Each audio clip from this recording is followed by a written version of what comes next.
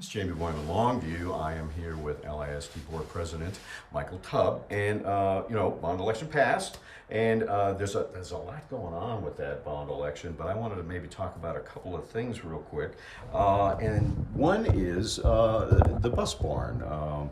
That is a crowded place that you guys have right now. Absolutely. Very small, very old facility. Thank goodness this bond passed. We'll be able to spend about $7.8 million to get a new bus barn facility at the East Young Street location, and it is very much needed for every single one of our drivers, which we have over 100 of, that transport our kids to and from school on a daily basis. Yeah, and I have been in that building when they're there, and I don't fit. No, nobody does. If you can imagine, especially when the weather's bad, over 100 people showing up to drive our buses and only having 2 bathrooms. It's just not feasible. So it was needed and warranted, and we're thankful that the bond passed, and we're going to be able to build all our employees that transport our children to and from a better facility. Yeah, because bus drivers got to clock in and out. Yes. Mm-hmm. So that's one at a time thing almost, and that was just. It's going to be. It's not in the same spot though, right?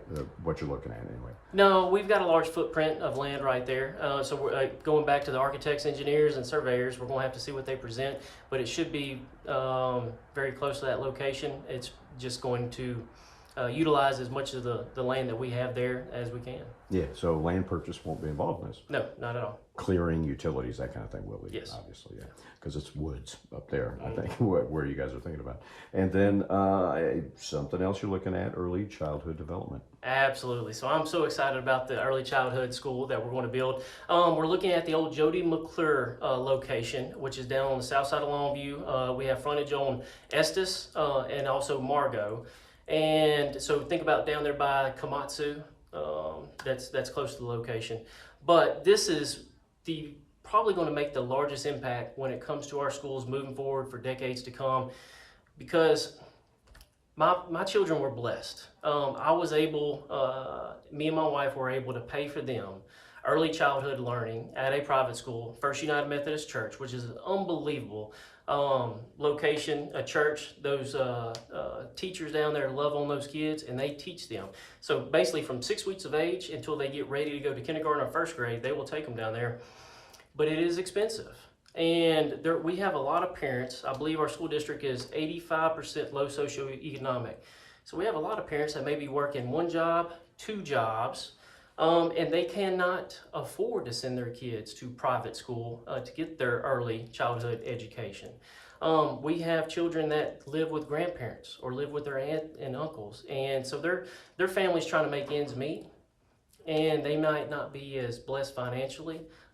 And so when they come in at kindergarten or first grade with kids that have been being schooled for the last 4 or 5 years, there is a gap, and it's quite a big gap. And it's hard to overcome that and try to get them up to par with kids that have been in a school learning and getting taught for the last 5 years.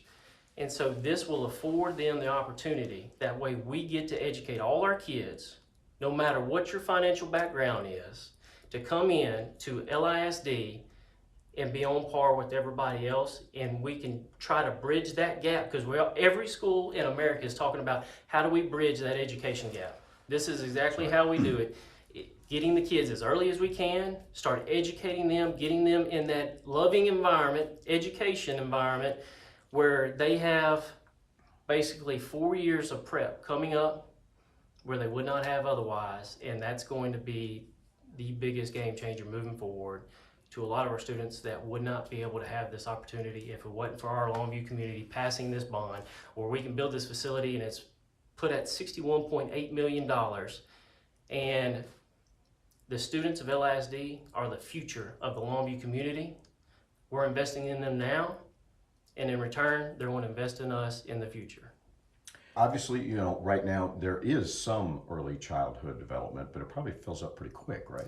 It is. It's a very small facility, a very aging facility. I believe it's close to 70 years old. So we're going to renovate that facility for office and move our new early childhood center to our new location, hopefully at the old Jody McClure address. Yeah, things are, because this is really important to get to kids a head start. Absolutely. Yeah. The sooner you can get them, the better. Okay. That when they're young, that brain is a sponge.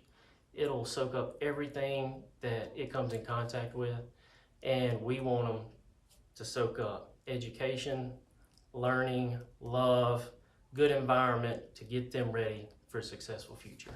All right. So I guess at this point, real early stages, bond just passed. Is there a completion date you guys are kind of looking at? No, we don't have any of those details now. Hopefully we'll have them in the next month or two, where we will actually have a timeline, design, planning, dirt work, concrete, structural foundation, and then how long will the build out be. And so hopefully in the very near future, we'll find out some of those details. And as soon as we do, we'll be happy to share them with you. Yeah, and that speaking of the future, this will take Longview ISD a long ways into the future. No doubt about it. All right. Exciting times. Anything you'd like to add? No, sir. Okay, that'll work. Thank you very much for the update. And we'll have more later on KLTV 7 News and KLTV.com.